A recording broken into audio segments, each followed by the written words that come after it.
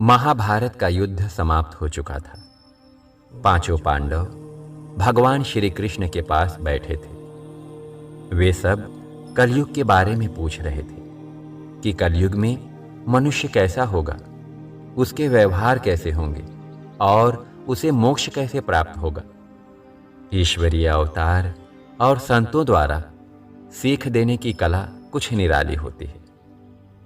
भगवान श्री कृष्ण मुस्कुराने लगे, बोले, तुम पांचों भाई वन में जाओ और जो कुछ भी दिखाई दे वह आकर मुझे बताओ।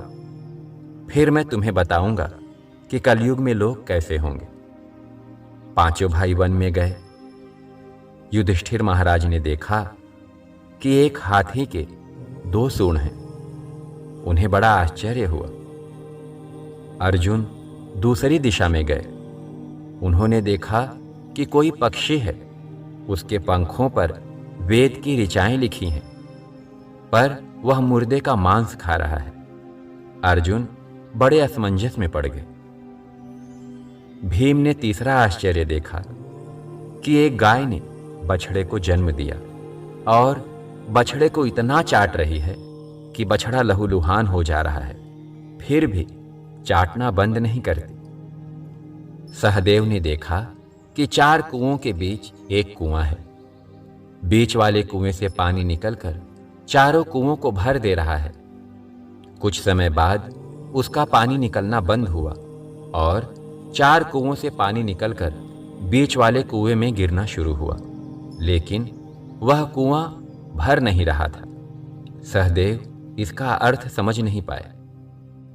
5वें भाई नकुल ने भी एक अद्भुत आश्चर्य देखा। एक पहाड़ के ऊपर से एक बहुत बड़ी शिला लुढ़कती लुढ़कती कितने ही वृक्षों से टकराई, पर उन वृक्षों के तने उसे रोक न सके। कितनी ही अन्य शिलाओं के साथ टकराई, पर वह रुक न सकी। अंत में एक अत्यंत छोटे पौधे का स्पर्श होते ही वह स्थिर हो गई। पांचों भाई वापस आए और जो देखा वह सब बताने लगे। युधिष्ठिर ने कहा, मैंने 2 सूंड वाला हाथी देखा, इसका क्या अभिप्राय है? भगवान श्री कृष्ण बोले, कलयुग में ऐसे लोगों का राज्य होगा जो दोनों ओर से शोषण करेंगे, बोलेंगे कुछ और करेंगे कुछ। अर्जुन ने कहा, पक्षी के पंख पर वेद की ऋचाओं का होना और उसके द्वारा मांस का खाना, इसका क्या अभिप्राय है?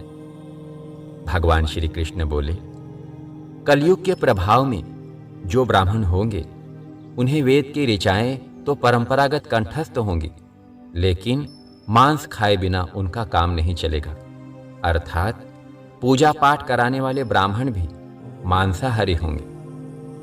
भीम ने पूछा कि एक गाय बछड़े को जन्म देती है और उसे इतना चाटती है कि बछड़ा लहूलुहान हो जाता है, फिर भी चाटती रहती है।